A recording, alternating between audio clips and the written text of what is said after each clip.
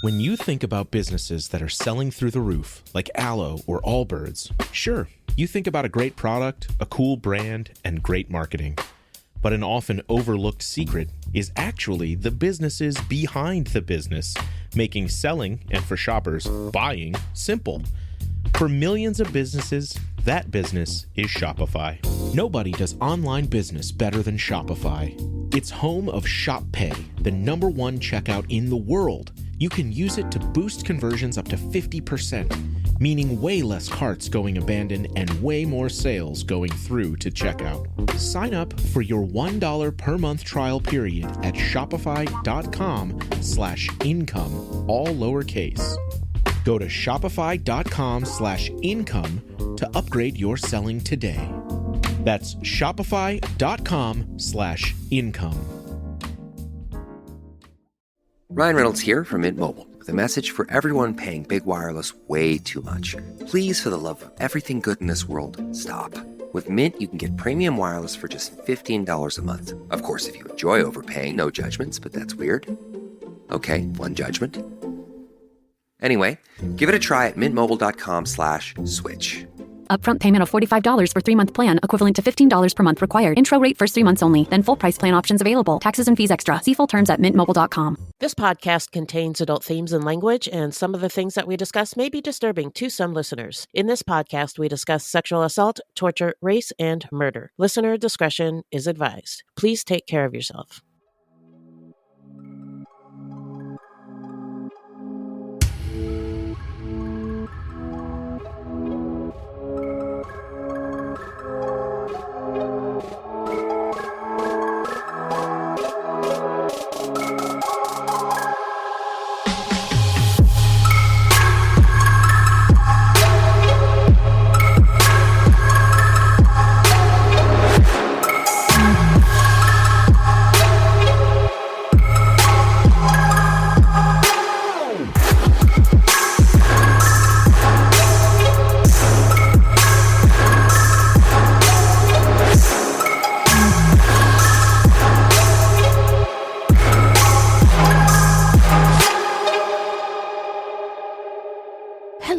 Welcome to Fruit Loops, Buiti Binafi, and Bienvenidos Bitches. Thank you so much for listening. Fruit Loops is a true crime, history, and comedy podcast that delves into the often overlooked stories of serial killers of color and, more importantly, the victims. We take deep dives into the lives and crimes of these killers worldwide, while also examining the history, culture, and social factors that may have influenced their actions. And the reason that we cover these crimes is because they often go unnoticed by the public. And why is that? Because in the simplest of terms, the news is racist. Allegedly. And we are Wendy and Beth. She's Wendy, a Black Latinx woman, and I'm Beth, and I just happen to be white. That's just a little piece of who we are. Another piece is that although we are both fascinated by true crime, really fascinated by true crime, and we know a lot about it, keep in mind that we are not journalists, investigators, or psychologists, and the opinions expressed in this podcast are just that, our opinions. All right. Well, who are we talking about today, friend? Well, this is our first episode of 2025. Yay! So, hello, air horns for fruities. 2025, except all the shit that's going on. But let's pretend it's not happening. Yeah, 2025 is off to a big upstart. Yeah. But this is our episode 250 on the Oklahoma Girl Scout murders, the tragic 1977 killings of 3 young Girl Scouts at Camp Scott in Oklahoma. And this subject was suggested to us by Ashley on Facebook. Oh, Ashley, thank you so much. Yeah, that deserves thank the you. hip-hop air horn as well. It does. All right. Well, before we get into it, how you doing? Well, work never stops being nuts. No, yeah. So I've been busy, and also, as we mentioned, the world is nuts right now, mainly the United States. So I'm super stressed, but I'm getting by. How you doing? New year, new me, new location. Me and my family. This is my mantra, my morning affirmation. We're together, we're safe, and we have what we need. Everyone breathe with me. We're together, we're safe, and we have what we need. And exciting news. Well, I'm excited. We joined the 4-H club. Oh, wow. already have attended our first meeting. I didn't know adults could join the 4-H club. Oh, yeah. Kids and adults. Wow, I didn't know that. It's the whole family, and it's like we went to our first event, and it was a free event. It was crazy how like informative, well planned. There's like poultry agents, which are like DEA agents for chickens. So they put on the presentation, and in North Carolina, there's only 4 in the whole state. But they like some of them carry guns and stuff because they have to go like confiscate chickens if they're not being treated well, like that kind of thing. So it was it's just really exciting to be in the 4-H club. And I keep thinking of that Dixie Chicks song where they're like, both members of the 4-H club, both active in the FFA. And now I'm a member of the 4-H club. I don't know what the FFA is. It's the Future Farmers of America. Cool. Maybe I'll join that club too. I don't know why I know that, but I do.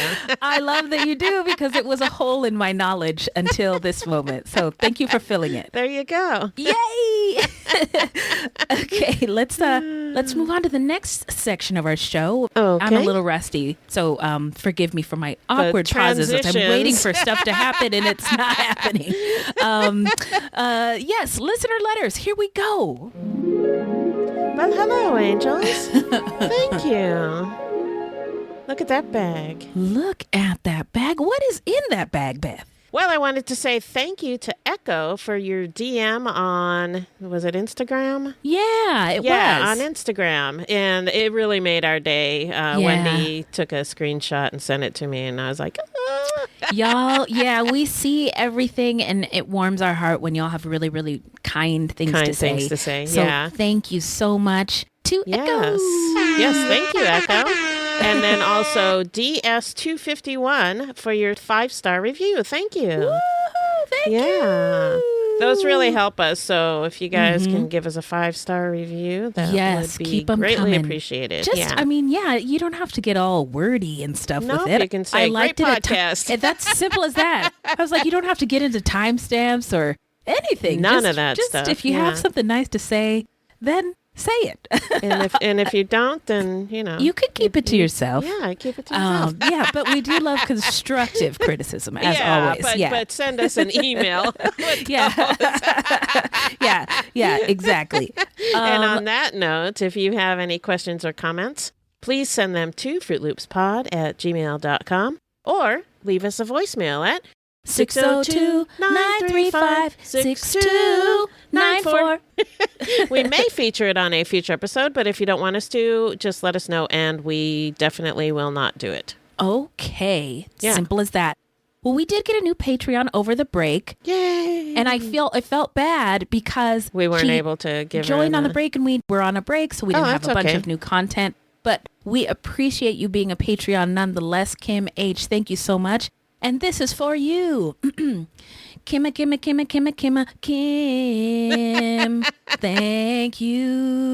We thank you. Thanks, Kim. Yeah, thanks, Kim.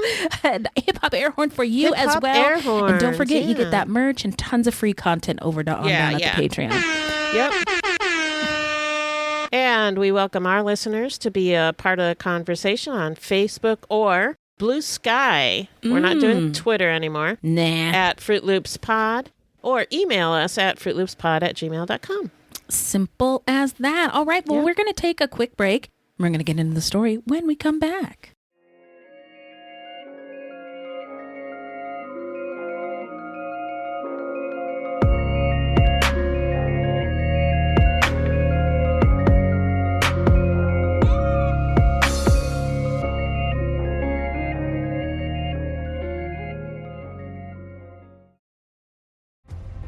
Get ready for Netflix's gripping new medical drama, Pulse. Set in a cutting-edge Miami trauma center, third-year resident Dr. Danny Sims is unexpectedly thrust into a promotion when beloved chief resident Dr. Xander Phillips gets suspended. Then, with the emotional and physical stakes at their highest, a storm will push the hospital and its residents to their limits. Witness how life can change in a heartbeat when you're operating under pressure. Watch Pulse, only on Netflix.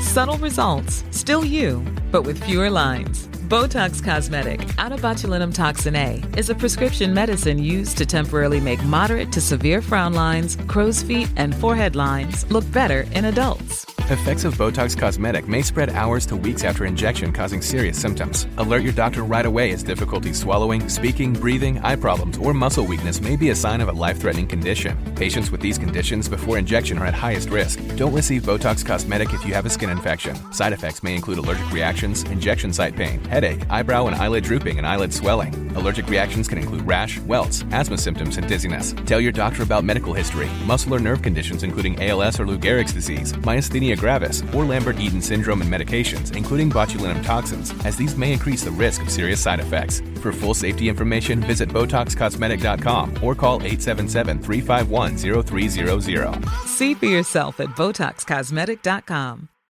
And we're back. Remind us, Beth, who is our subject today? Or actually, what is the subject today? So the subject today is what is commonly known as the Oklahoma Girl Scout murders, which were the murders of 3 girls at a Girl Scout camp in 1977. A local man with a history of violence was arrested and tried for the murders, but was acquitted in 1979. So officially, this is an unsolved murder. Yeah. More on that later. We have thoughts. Yeah. This is the love and light section of our show where we just say rest in power to these victims whose lives were cut way too short. I mean, these were babies. And love and light to their loved ones, especially their parents, Sherry, Betty, and the Goussays. And the communities left in the wake of this crime, their classmates and church mates and the whole Girl Scout community and the Locust Grove community and the community of Oklahoma and beyond, et cetera, et cetera. I mean, Barbara Walters was talking about this on the nightly news, so it was a topic for everybody. And those young girls who were killed, their names are Lori Farmer, 8 years old, Doris Denise Milner, 9 years old, and Michelle Goussay, who was 10 years old. Yeah. Now let's get into the setting. Take us there, Beth. Well, the setting is Locust Grove, Oklahoma, a small town located in northeastern Oklahoma in Mayes County. The town is named after a grove of locust trees that were once abundant in the area. Yeah, when I saw that the setting was Locust Grove, I was like, oh, in Georgia. But no, there's locust groves all over the place. Apparently so, yeah. Yeah. So this particular Locust Grove community in Oklahoma is situated in what was once, quote unquote, Indian territory, a large area of land set aside by the United States government in the 19th century for the forced, violent, and barbaric relocation of Native American tribes from their ancestral lands in the eastern United States. But before legislated removals forced eastern tribes into Indian territory, many other tribes already called the land that is now Oklahoma home. Among them were the Apache, Arapaho, Caddo, Comanche, Kiowa, Osage, and Wichita tribes. Apologies if I pronounced anything wrong. Yes. The Cherokee people, an Iroquoian-speaking people, had lived in what is today the southeastern United States. That's Virginia, West Virginia, Kentucky, North Carolina, and South Carolina, Georgia, and Alabama for thousands of years before any of these stupid borders of the states were ever around. Yep. But by the 1800s, they had made significant efforts to assimilate into European American culture because that's what they had to do to survive. Right. And many of them adopted Western dress and took up export-oriented agriculture. And in the 1820s, the Cherokee Nation adopted a formal government with a written constitution. But the Indian Removal Act of 1830, signed into law by, here he comes, Andrew Jackson, gave the president the power to negotiate treaties with tribes to exchange their lands for lands west of the Mississippi. So facing expulsion, the Cherokees fought for their homeland all the way to the United States Supreme Court. Nevertheless, a treaty signed by a small minority of Cherokee ceded all of the tribe's land to the United States and set a 2-year deadline for the tribe to move west of the Mississippi. But, I mean, these treaties that were signed were... Garbage, yeah. Perfect word. Though the vast majority of the tribe signed a petition objecting to the treaty, Congress ratified it in 1836. And in late 1837 and early 1838, under President Martin Van Buren, federal agents rounded up the Cherokee people, U.S. troops charged through Cherokee towns and homesteads, seizing everyone they found. Many were taken away wearing only the clothes on their backs, carrying whatever they could grab. A few Cherokee eluded their captors by hiding in the Smoky Mountains. Today, their descendants are known as the Eastern Band of Cherokee. I was going to say, we were staying at a Cherokee reservation in the Oh, were Smoky you? Mountains. Mm-hmm. Wow. It was beautiful. Actually, this is kind of a tangent, but that part of North Carolina where we're staying is like super Trump country.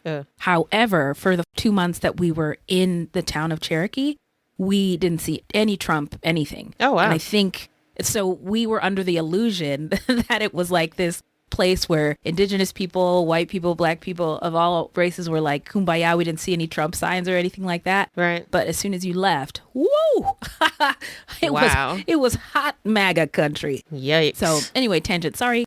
The Army rounded up 16,000 Cherokees, driving them off their land and into detention camps in Tennessee and Alabama. Where have we seen detention camps in recent history? Yeah. And there, where some waited months to begin an 800-mile trek westward.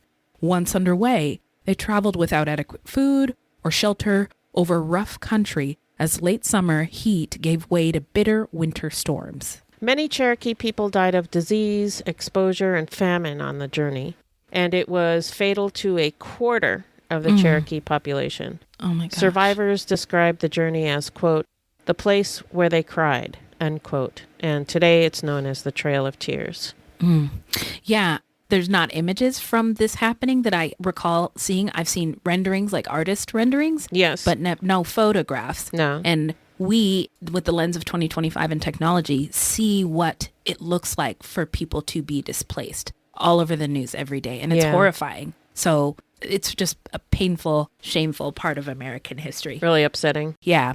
The Cherokees were just one of 5 tribes in the Southeast to suffer under Jackson's removal policies. The Choctaw, Chickasaw, Creek, and Seminole, likely more than 90,000 people in all, were also rounded up and moved to Indian Territory.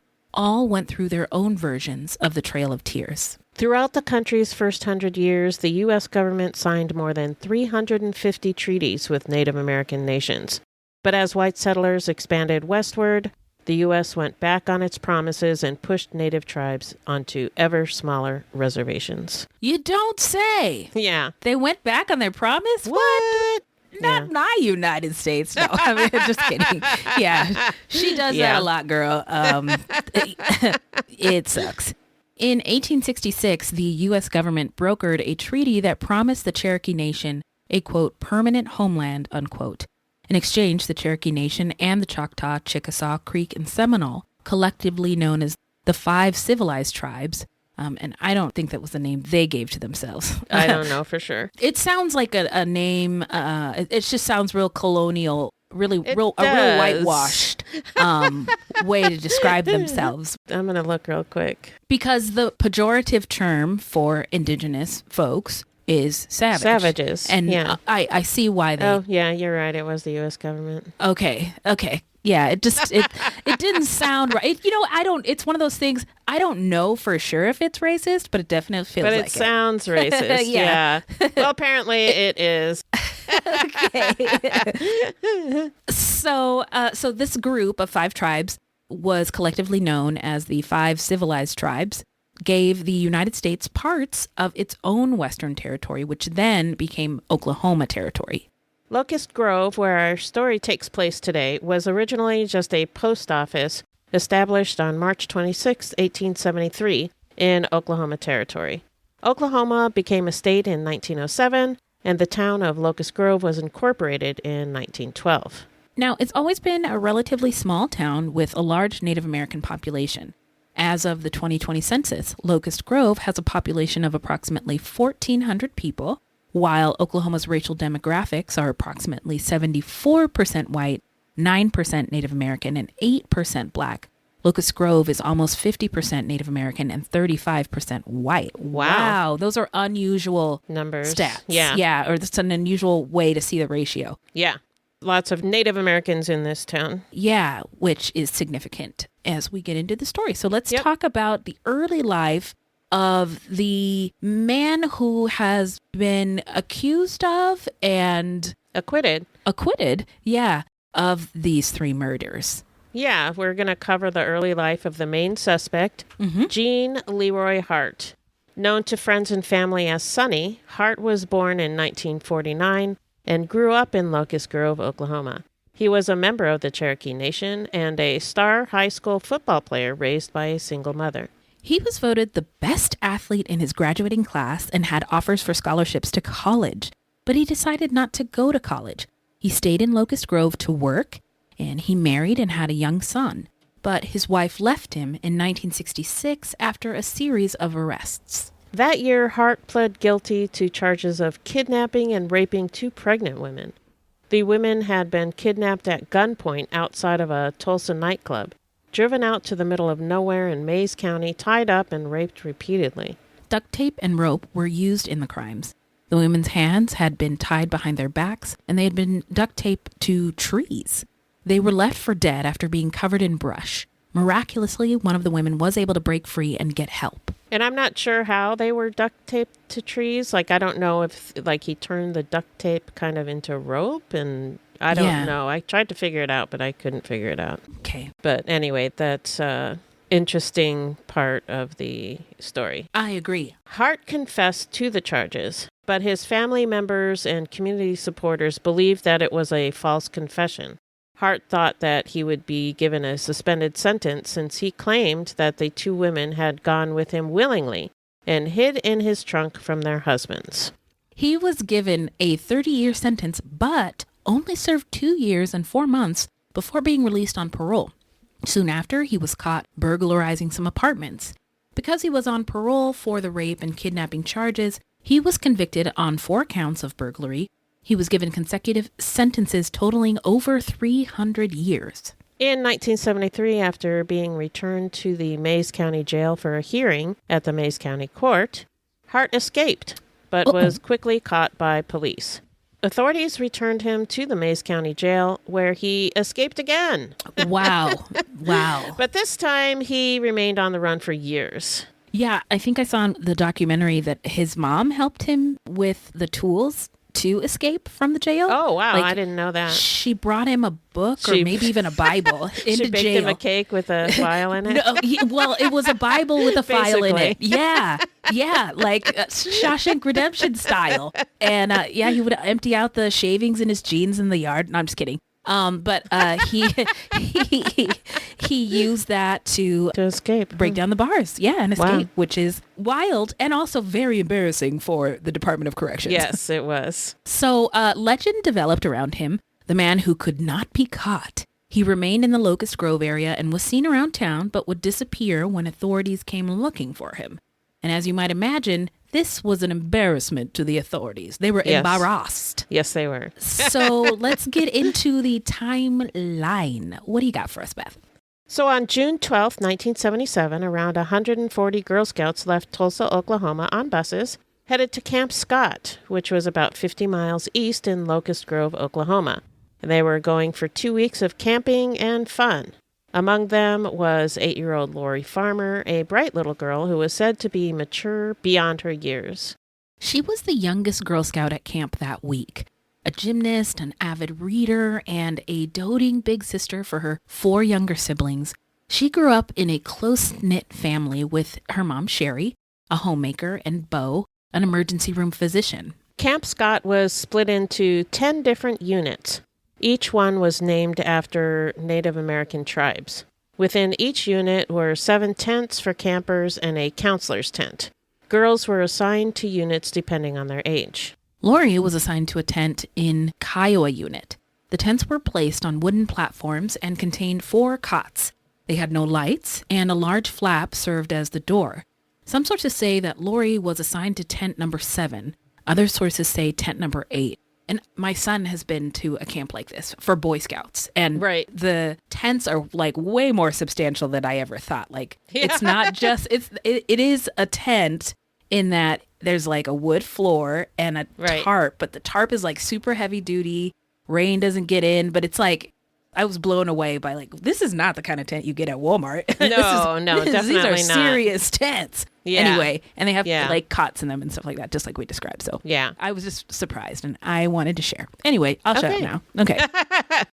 So this tent, regardless of whether it was tent 7 or tent 8, it was the 7th camper's tent, and it was located the furthest away from the counselor's tent. So there were 8 tents total, 7 campers' tents, and 1 counselor's tent. Okay. And the counselor's tent was over 80 yards away from Lori's tent, and Lori's tent was the only tent whose view was obstructed by the showers in the middle of the unit.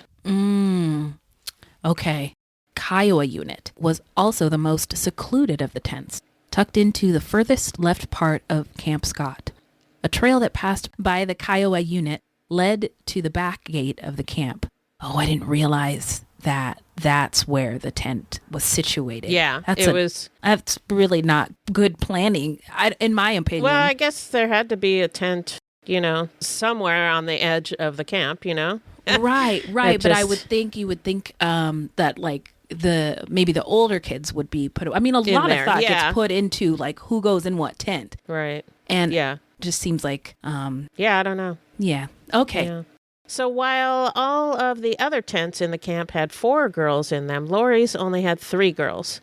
And this was due to a scheduling error. I'm guessing that the child who was supposed to be there, their parents didn't realize maybe they were forgot. supposed to be there that day. Yeah. So that child was supposed to arrive the next day.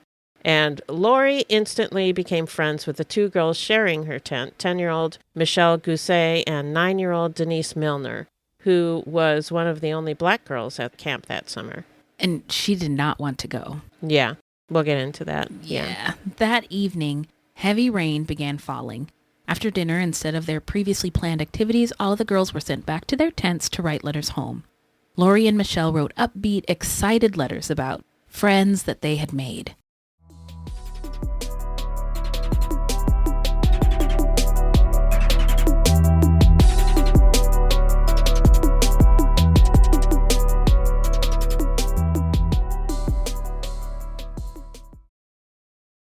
This episode is brought to you by Progressive Insurance. Do you ever find yourself playing the budgeting game? Well, with the Name Your Price tool from Progressive, you can find options that fit your budget and potentially lower your bills. Try it at Progressive.com. Progressive Casualty Insurance Company and Affiliates. Price and coverage match limited by state law. Not available in all states. So good, so good, so good. Just in and so good. Thousands of spring finds up to 70% off are at Nordstrom Rack stores now. And that means thousands of fresh reasons to rack. How did I not know Rack has Adidas? Vince, Calvin Klein, Rag & Bone? Obsessed. Why do we rack? For the hottest deals. Save on Madewell, Kate Spade New York, Sam Edelman, Joe's, and more. Great brands, great prices. That's why you rack.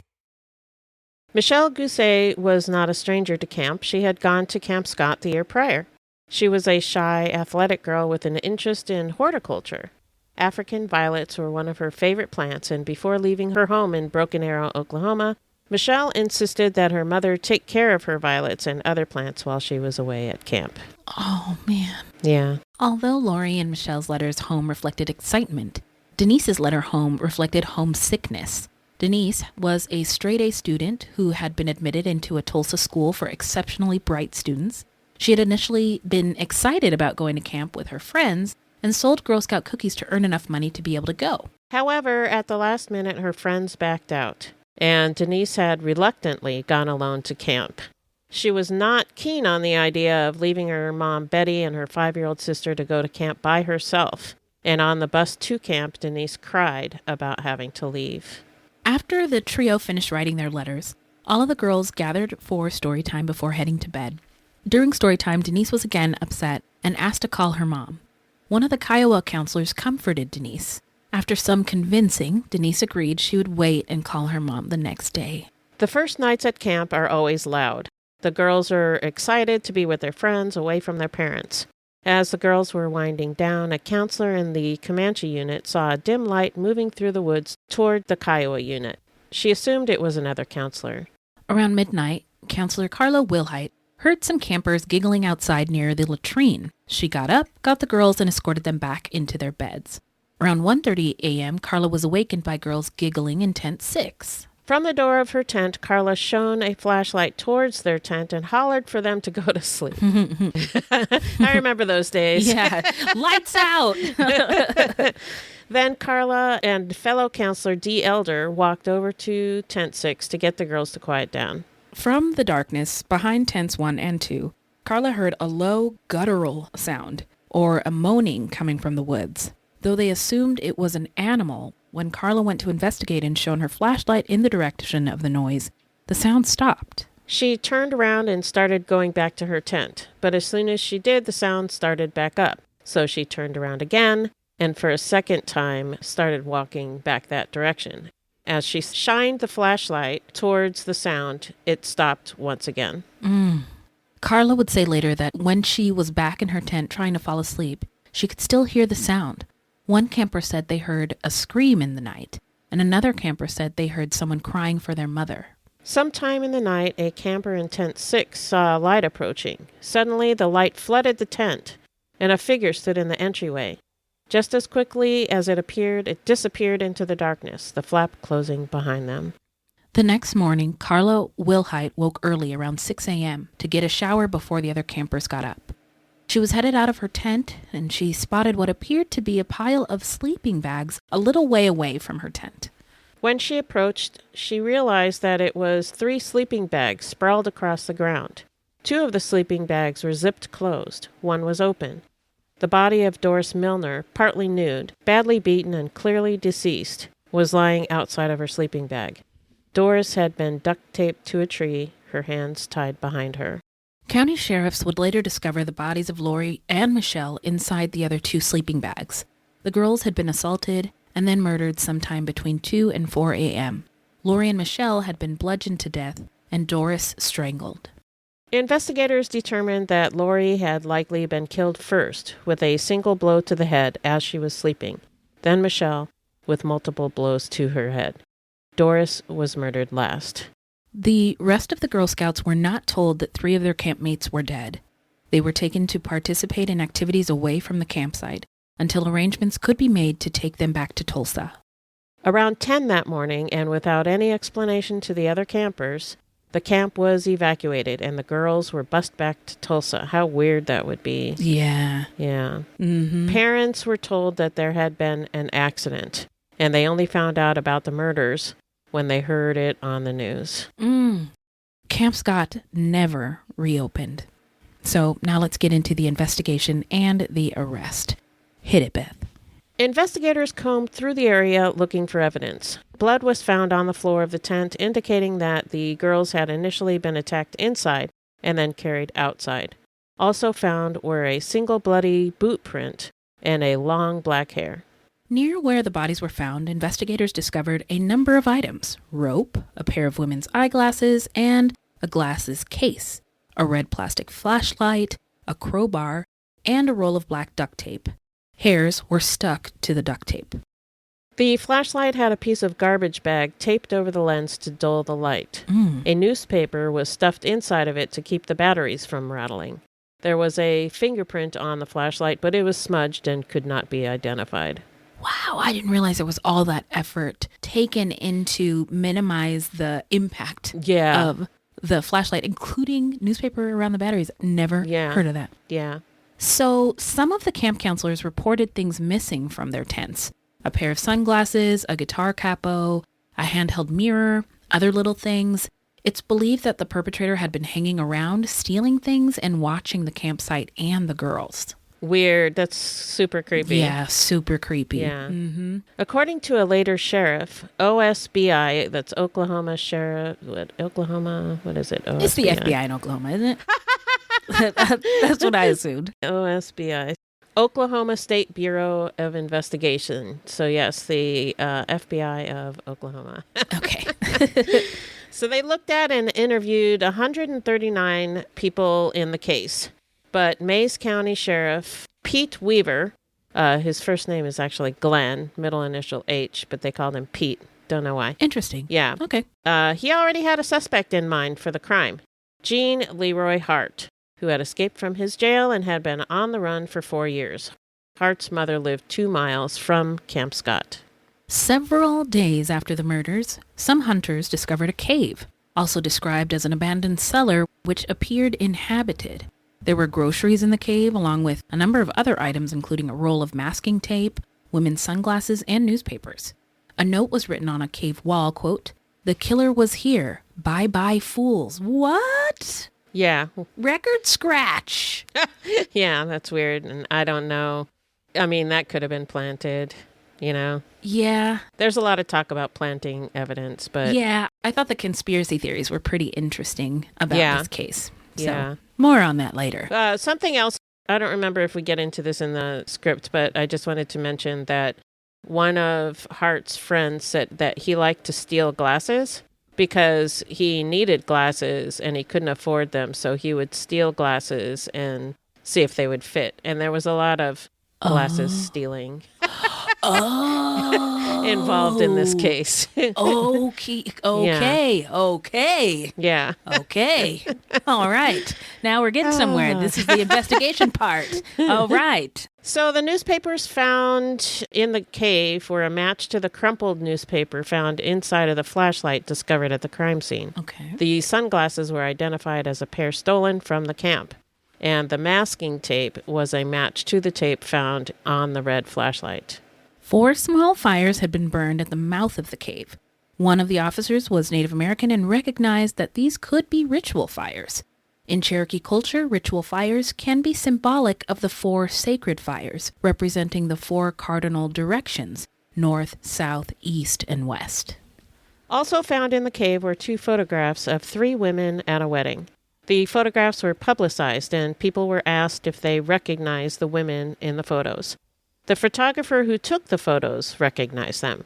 He had worked at the Oklahoma State Reformatory, where Gene Hart had worked as a photography assistant in the prison photo lab there. And Hart had actually developed these photos. Oh, those particular photos. Those particular photos. Oh, okay. Because I interpreted it as a loose connection. Like, weren't there other people in this photography program too? But it was these particular photos that he identified. Yeah, these particular photos, the photographer said that he was working there when he took the photos and they were developed. But again, there were accusations of planting of evidence. Mm-hmm. Which is not out of the realm of possibilities when we're talking about American law enforcement. Yes. And just over a week after the girls' murders on June 23rd, 1977, authorities named Hart as a suspect in the case. But Hart could not be found. Hart's legendary status grew as people told stories of his ability to live off of the land. The search for Hart went on for 10 months at a total estimated cost of $2 million. With progress reported daily on television and in newspapers. Some people claimed that Hart was using, quote, Native American magic, unquote. Oh. And that he had the ability to shapeshift. And he became almost a mythical figure for being able to hide and evade capture. Evade capture. Yeah. Well, I mean, 4 years is pretty impressive. Escaping from prison 2 times? Yeah. Couldn't be me. Yeah. So, however, it's believed that what was actually going on was that people in the Native American community were helping him hide. And his community believed that he was innocent and he was being made a scapegoat because, well, racism, and also because they felt that Sheriff Weaver had a vendetta against Hart. Ever since Hart had escaped from his prison twice and remained on the run, making Weaver look foolish. Yeah, so all of that does sound possible. Yeah. And this was also on the heels of the Red Power movement, Native American civil rights movement. Over the years, there had been very little recognition by the U.S. government or mainstream American society of the history of broken treaties. Mm-hmm. Attempts at forced assimilation had led to the loss of indigenous languages and the suppression of many Native religious and cultural practices. Yeah, and families were ripped apart. Yeah. You know, it's horrible. Yeah. But I did want to just say that the Red Power movement, there's different iterations of indigenous fights for liberation since colonization started. So this was just a newer, fresher version of it with younger people involved. And they, participated in demonstrations and protests. And, depending on who is telling the news story, the descriptions about people engaged in the movement are, they refer to them as, they're so militant. But really, they're just brown people who want liberation. So that's what it looks like. Yeah, protesting. Yeah, exactly. So I just wanted to throw that out there. But in response, a growing movement of young Native Americans sought to reclaim their sovereignty through what they called this Red Power movement. Galvanized by the protest movements of the 1960s, they staged high-profile protests to raise awareness of Native issues. This was not a time of great trust in American institutions. Yeah. No shit. To put it lightly, yeah. Oh my God, yeah. In any case, on April 6, 1978, Hart was located in Cookson Hills, 50 miles from Camp Scott, hiding out in a remote cabin. It was the home of a Cherokee medicine man. And Hart was arrested on 3 counts of first-degree murder. So now let's get into the trial. So Hart's trial began the following year on March 19th, 1979. So all this time goes by and these parents are like just waiting for justice, right, in their eyes. Right. So the trial took place in Mays County. Jury selection took 3 days. Many people in Locust Grove could simply not believe that he did it, and they did not believe that he would get a fair trial. The trial became about race and the treatment of Native Americans. They also made accusations of racial profiling and argued the evidence against Hart was circumstantial and alleged that he had been framed. I'm sorry, I just got to cut in here again. I am so sorry. But, the trial became about race, and people often are like, why does it have to be about race? Why are you bringing about race? Everything in America is about race, period. And the people of color aren't making it about race. It's America and its institutions and white supremacy. And it's really understandable why the trial became about race because of the way that the Native Americans were treated, Mm-hmm. So, yeah, it makes sense to me. Yeah. But again, everything in America is about race. So there's that. But they argued that the hair sample found at the crime scene did not belong to Hart. They also claimed that the bloody footprint in the tent was too small to be Hart's. Hart's defense team also alleged that the wedding photos found in the cave, which were tied to Hart, had been planted. They also claimed that the fingerprint found on the flashlight was not Hart's, when in fact it could not be identified because it was a smudge. So they didn't know, but they couldn't identify it as Hart's. Yeah, and, in 2025 eyes, like, why didn't they just test the things? Why didn't they just, DNA wasn't a thing then. In the 70s, they could barely do anything. Yeah. It's amazing they solved any crimes. But there had been bodily fluids found at the scene. But in the 1970s, forensic analysis of bodily fluids was limited, as we said, and there was only so much that could be done. The semen found contained sperm that was decomposed or disintegrated. Something that happens after a vasectomy. Oh, Hart had a vasectomy. But so have many other men. And so this biological evidence could not be conclusively tied to Hart. His defense team also presented another suspect, and a woman testified that the flashlight found belonged to this suspect. It was later discovered that the woman had lied under oath, but that never made it in front of the jury.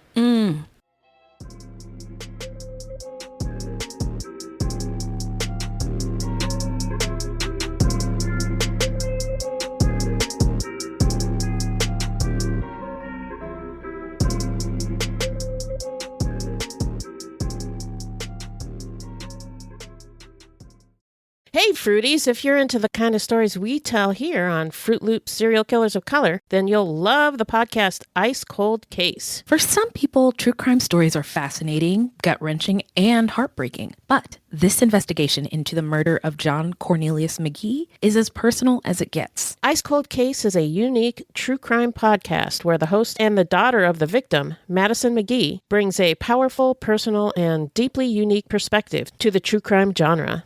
Yes. Agree with all those things. Now, Madison fearlessly tackles the unknown and will stop at nothing to find out what happened to her dad on July 11th in 2002. Each episode takes you on the journey of her independent investigation in real time. Yeah, one of the many things I love about Cold Case is how Madison is able to balance the emotional side of this story while also focusing on fact-finding and truth-telling, from speaking to county officials to family members to even interviewing the police's main suspect in the case. That was Wild. Yeah. Madison remains steadfast in her mission to solve her father's murder. And while the twists and turns may turn away even a seasoned journalist from moving forward, she just doesn't give up. And you know what? This is the perfect podcast if you love a deep dive into a specific case and want to put on your own detective hat and explore this riveting mystery. Yes. Told from the perspective of a daughter fighting for justice, for answers, and for closure, Ice Cold Case is the most personal true crime podcast and will make you feel like you're on this journey alongside Madison. Part 3 starts in April. Find Ice Cold Case wherever you listen to podcasts.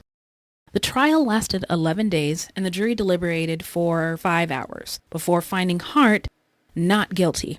A cheer broke out from the relatives and supporters of Hart as the verdicts were read.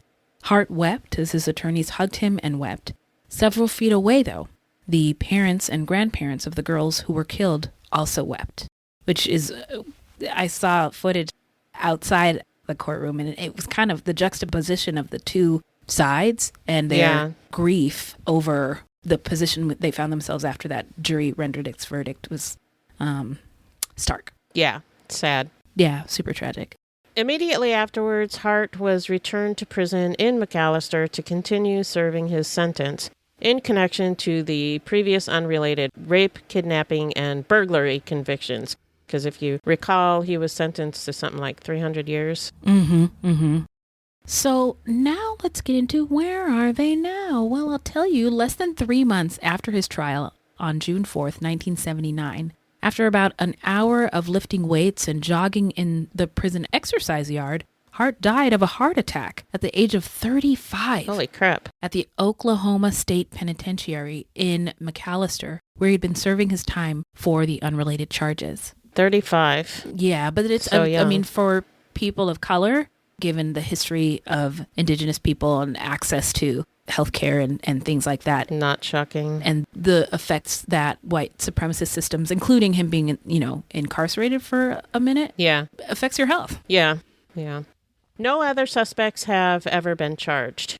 In 2013, when Lori's parents, Sherry and Bo Farmer, learned that the Oklahoma State Bureau of Investigation planned to re-examine some cold cases, they urged Mays County Sheriff Mike Reed to reinvestigate the case. After a year, Reed started looking over the case.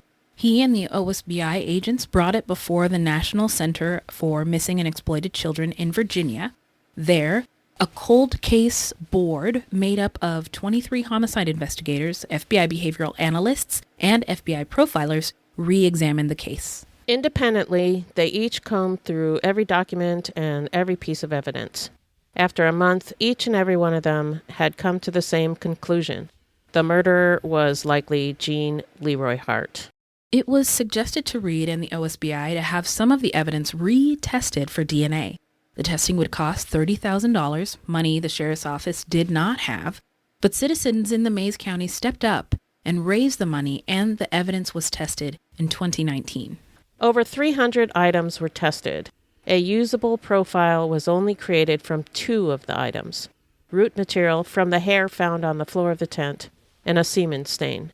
While officially inconclusive, the testing yielded partial DNA profiles that matched Hart, while eliminating all other potential suspects.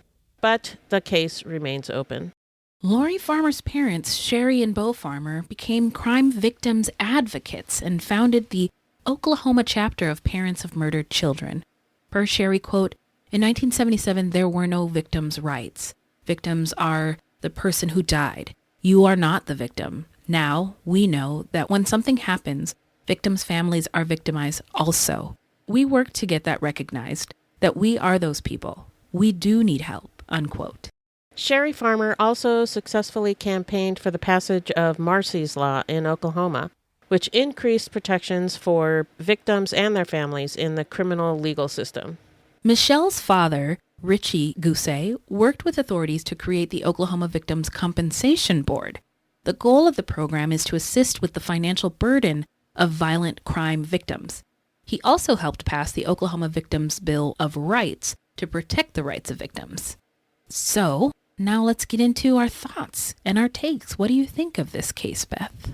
Well, I remember when I first read about this story, I thought for sure that Hart had been railroaded. Okay. But now I'm not so sure. With the DNA evidence and some of the other evidence, it sounds like he might be guilty. But there's nothing in his early life that indicates, to me anyway, that he would commit a crime like this. He was a beloved member of the community. Yeah. Had a normal, as far as we know, sounds like he had a normal life. Yeah. But obviously up until, he started getting arrested. But there were also allegations that he was railroaded in those cases too. Right. But, obviously we don't know everything that happened to him as a child. Right. So hard to say. And I wanted to mention that one of the weirder things that's been reported that we didn't get into is that some of the campers or counselors, I think camp counselors. The letter, yeah. Yeah, claimed that someone left a note a few weeks before the murder saying that 3 girls would die. And I don't know if this actually happened or if it was a rumor. The note was never produced and it was allegedly thrown away. Okay. So it could just be, something that they said afterwards. Could be. But it's also been reported that it was a prank perpetrated by some of the other counselors. But, that whole thing is pretty weird. Super, super weird. Yeah, I was pretty drawn to that little tidbit part of the story. I bet you were. Yeah. I know you. Yes, I was. And yeah, the conspiracy theories that came about after the murder, during the trial and after Hart died were wild. Yeah. I think you're right. We don't know everything that happened behind closed doors in his childhood. But in the past, I'd thought of what we've talked about in the past about the harm that we covered in this episode done to Indigenous communities over time. Yeah, and that generational trauma. Exactly. And that trauma doesn't go away. The pain is like passed down literally in your DNA. And so for Indigenous folks who are not a monolith, but I think any person or population who's suffered harm, I believe there has to be work to heal. And in the absence of healing, harm remains and hurt people hurt other people.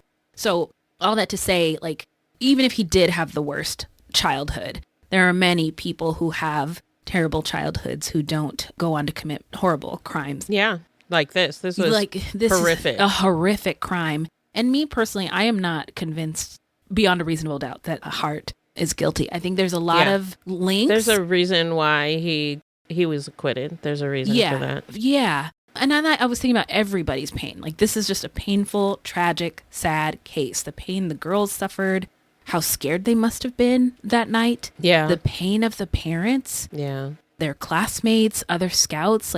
And then once the investigation started to hunt for Hart, it felt like his loved ones also might have been experiencing a sense of pain, especially because of what happened to him before and because they believed that he was not guilty. It's just, there's never any winners in this case, but this was a particularly tragic one. And the law really seemed to have it out for Hart to me. Yeah. And he made them look like dumb fucks and escaping twice. And they were just so laser focused on him that I think that they lost opportunities to consider other possibilities. Yeah. I know they interviewed a lot of people, but, I just feel like because of what Hart did, escaping prison, like they weren't going to let him go anyway, ever. Yeah. And one comment that bugged the shit out of me when I was watching the documentary that covered this case, which we'll get into in the shout outs, is this white cop. And he was like, oh, hey, when he was investigating the case, hey, there are a lot of Indians over there. I bet they all know each other. And I thought to myself, Mr. White Cop, there are a lot of white people in all of America. Do you know all of them? Do you know all of them? Yeah. Like, what the fuck? A stupid thing to say. Yeah, dumb. Yeah, so I don't know if I believe he murdered those girls. Yeah, I don't know. There was evidence, and we talked about the note and the letter and the writing in the cave. But rest in power, ultimately. We just want to say rest in power to Michelle, Denise, and Lori. Yeah. So now let's move on to our How Not to Get Murdered section. All right. If you love true crime and you don't want to die, here's a tip for you. This segment is not intended to be victim blaming. We thought of this segment because I read somewhere that a lot of people listen to true crime because they want to know what they can do to be safer. This is not meant to blame the victims. It's just learning from other people's experiences. Yes. And this tip is not actually, I don't know what this tip is. Well, I like what you've done here, and I've done this from time to time in the How Not to Get Murdered, is sometimes it's not all about not getting murdered. Like, sometimes it's about just being okay. Yeah. It's not just... Sometimes the worst thing that can happen to you isn't always murder or death. There's a lot of other things in life and part of this suffering. And so any tips to help with suffering, I think are good. Yeah. Keep you safe or to help you. Yeah. So this, I just wanted to shout out this website. It's aidaccess.org. And Aid Access works with a team of U.S. registered abortion providers who will provide abortion pills to people in all 50 states. Whoa. You can even get pills before you are pregnant, just in case you need them in the future. Really? Yeah. Oh. Let me make sure it's still there, because I put this in before, the inauguration. Oh, so shit. Let me make sure it's still there. I hope it's still there, not with the Gulf of Mexico, wherever that went. Yeah, the Gulf of America. Yeah. Yep, it's still there. Oh, thank God. Okay. Yeah, so there you go. Great resource, Beth. Thank you. And as always, y'all out there listening, if you know any ways how not to get murdered or quell any suffering and the world we find ourselves in today, get at us. In these mean streets. Yes. Oh my God. Okay, now we're going to get into the shout out portion of our show, where we shout out any content by or about people of color or any marginalized folks or any true crime goodies. So you've got some wonderful things lined up. Beth, can't wait. I do. So the first one is Keeper of the Ashes, which is a 4-part docuseries with Kristen Chenoweth regarding this case that we just talked about. Mm-hmm. She grew up in Broken Arrow and was apparently supposed to be at the camp that summer, but got sick and couldn't go. And anyway, it goes pretty deep into the story and covers a lot of the stuff we didn't have time for in our episode. So give that a watch. And then I also wanted to shout out a show on Hulu called 1,000 Blows. Oh. And it's based on the true story of an all-female London crime gang called the 40 Elephants. What? But what it's really about is marginalized people in 1880s London. And the cast is diverse and the story is great. So far, I've only watched 3 episodes so far, but I really like it. I've been looking for something to fill my Peaky Blinders hole. And it's by the same people that did Peaky Blinders. Diggity dog. Yeah, there you go. Love it. So the Keeper of the Ashes was going to be my shout out, LOL. But sorry, I stole your shout out. No, it's such a good documentary. It is. Very well done. But Bitch I Can't podcast. Oh. And it's wherever you get your podcasts. And I came across it when we covered the Marvin Gaye episode. Oh, right. And it's hosted by Anthony. And let me just read you the description of the podcast on the podcast platforms. Okay. True crime stories told by a vulgar gay black man. And that's all you need to know. That's all you need to know. That's all you need to know. It's a great podcast. He's entertaining, dazzling, and tells great stories. The other thing I wanted to shout out is I cannot believe you have not heard this song. It goes, we're in the middle of a hostile government takeover. I want to talk about it, but I'll be late for work. And if you say, wait a minute, who we have to stop this? We had her, but you didn't want the lady in office. That's great. I love it. Yeah. And then the rest goes, now that we're a part of a Nigerian prince scam, surprise, surprise, it ended up being a white man. Oh, I just want to know what the hell do I do? And he goes, probably drink. And the beat is it's the song of the summer. Oh my gosh. I believe that strongly. You got to listen to it. It's called Hostile Government Takeover. Hostile Government Takeover. Yes, it's on YouTube. It's on the TikToks. It's just a fun little bop. Cool. Thank you. So the shout outs again are Keeper of the Ashes, a 4-part docuseries on Hulu. On Hulu, yeah. Okay, Keeper of the Ashes on Hulu. 1,000 Blows, also on Hulu. And a podcast called Bitch I Can't, wherever you get your podcasts, and a song wherever you find songs and listen to music. called Hostile Government Takeover. And that's all, folks. All right, Beth, where can the people find us? Our website is fruitloopspod.com, and we use Fruit Loops Pod for all of our social media. The footnotes for each episode can be found on our website. Plus, check it out for the different ways that you can support the show. You can also join us on Patreon, where we have hundreds of hours of bonus content. You can also support us by supporting our sponsors, or by giving us a 5-star review. 5 stars only, please. Don't forget to subscribe. That's right. Now, this is a weekly podcast, and episodes drop on Thursdays. So until next time, look alive, y'all. It's crazy out there.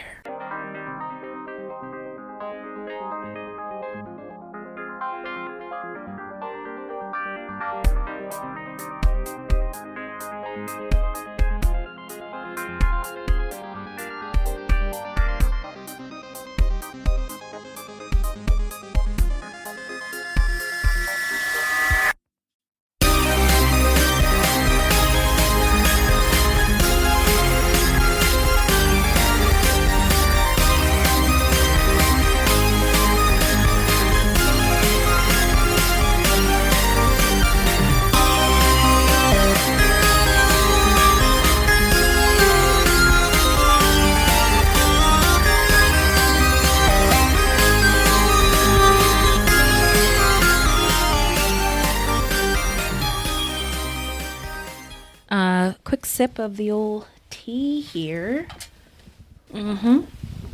Yep. Ready? Yep. Whoop. Oh, God damn it. My stand just fell. Okay.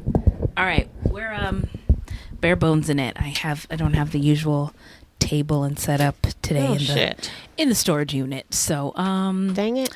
Yeah. It hasn't stopped me before, friend. Let's do it. True that. Let's go. Sorry, I had to sneeze. Okay. Through the vast majority. Sorry.